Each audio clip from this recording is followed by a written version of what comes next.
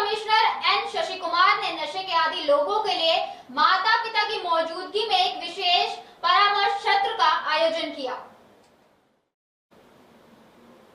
जहां कई अभिभावकों ने भावुक होकर अपनी चिंताएं व्यक्त की। पुलिस ने आज कुल 518 लोगों की नशे की जांच की, जिसमें से 147 लोग पॉजिटिव पाए गए और पुलिस ने 44 लोगों के खिलाफ मामला दर्ज किया।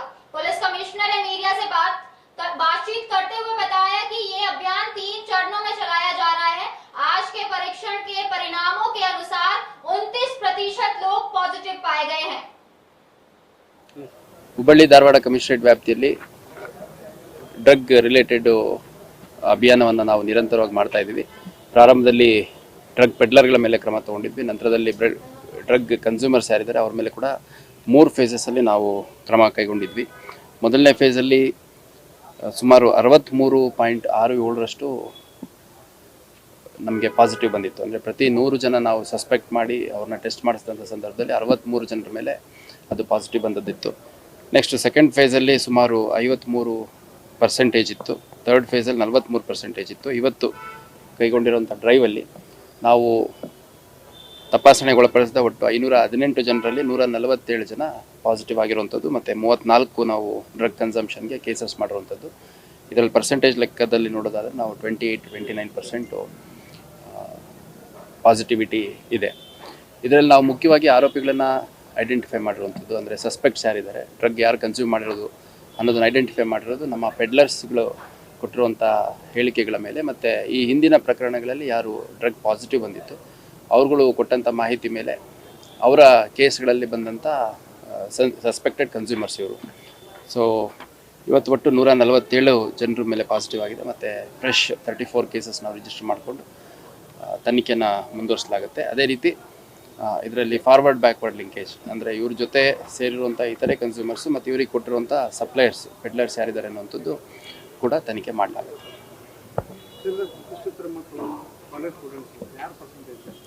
ಈಗ ರ್ಯಾಂಡಮ್ ಆಗಿ ತೊಗೊತಾ ಇದ್ದೀವಿ. ಇಲ್ಲಿ ನಾವು we are not classifying suspects on the base of anything.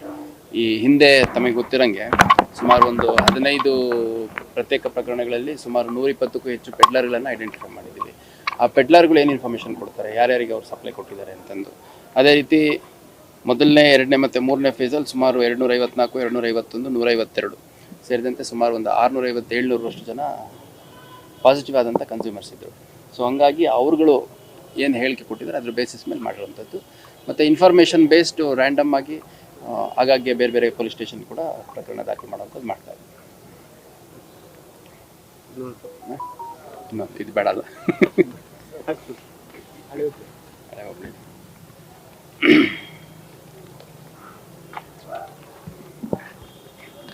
ಇದರಂಗೆ ಹಳೆ ಹುಬ್ಳಿ ಪೊಲೀಸ್ ಠಾಣೆಯಲ್ಲಿ ಇದೇ ತಿಂಗಳು ಒಂದು ಪ್ರಕರಣ ದಾಖಲಾಗಿತ್ತು. ಕಾರ್ಮಿಕ ಇಲಾಖೆಯಲ್ಲಿ ಕಾರ್ಮಿಕರ ಮಕ್ಕಳು ಯಾರು ಇರ್ತಾರೆ ಅವ್ರಿಗೆ ಡಿಸ್ಟ್ರಿಬ್ಯೂಟ್ ಮಾಡಲಿಕ್ಕೆ ಅಂತ ತಂದಿಟ್ಟಿದ್ದಂತಹ ಲ್ಯಾಪ್ಟಾಪ್ಸ್ ಸುಮಾರು 101 ಸಂಖ್ಯೆಯಲ್ಲಿ ಲ್ಯಾಪ್ಟಾಪ್ಸು ನಾಪತ್ತೆ ಆಗಿದೆ ಅಂತಂದು ಲೇಬರ್ ಡಿಪಾರ್ಟ್ಮೆಂಟ್ ಅಸಿಸ್ಟೆಂಟ್ ಕಮಿಷನರ್ ಅವರು ಕಂಪ್ಲೇಂಟನ್ನು ಕೊಟ್ಟಿದ್ದರು. ಈ ಲ್ಯಾಪ್ಟಾಪ್ಸು ಬೆಳಗಾವಿಯಿಂದ ತೊಗೊಂಬಂದು ಇಲ್ಲಿ ಕಾರ್ಮಿಕ ಭವನ ಏನಿದೆ, ಕಾರ್ಮಿಕ ಇಲಾಖೆಯ ಕಟ್ಟಡ ಏನಿದೆ, ಅದರಲ್ಲಿ ಒಂದು ಸ್ಟೋರ್ ರೀತಿಯಲ್ಲಿ ಏನು ಮಾಡ್ಕೊಂಡಿದ್ರು, ಅದರಲ್ಲಿ ಇಟ್ಟಂತಹ ಲ್ಯಾಪ್ಟಾಪ್ಸ್ ಆಗಿದ್ದು. ಮತ್ತು ಇವು ಹಾವೇರಿ ಜಿಲ್ಲೆಯ ಕೂಲಿ ಕಾರ್ಮಿಕರ ಮಕ್ಕಳಿಗೆ ಡಿಸ್ಟ್ರಿಬ್ಯೂಟ್ ಮಾಡುವಂಥ ಒಂದು ಲ್ಯಾಪ್ಟಾಪ್ಸ್ ಆಗಿತ್ತು.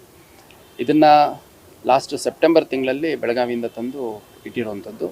ಆಮೇಲೆ ಆಗಸ್ಟಲ್ಲಿ ಅವರು ಪರಿಶೀಲನೆ ಮಾಡಿದಂಥ ಸಂದರ್ಭದಲ್ಲಿ ಅವರ ಹತ್ತಿರ ಇರಬೇಕಾದಂಥ 250 ಲ್ಯಾಪ್ಟಾಪ್ಸಲ್ಲಿ 101 ಲ್ಯಾಪ್ಟಾಪ್ಸು ನಾಪತ್ತೆ ಆಗಿದೆ ಅಂತ ನಮಗೆ ಕಂಪ್ಲೇಂಟ್ ಕೊಟ್ಟಿದ್ದರು. ಇದರ ಮೌಲ್ಯ ಸರಿಸುಮಾರು 50ರಿಂದ 55 ಲಕ್ಷ ಅನ್ನುವಂಥದ್ದು HP ಕಂಪನಿಯ ಲ್ಯಾಪ್ಟಾಪ್ಸ್ ಇದಾಗಿತ್ತು.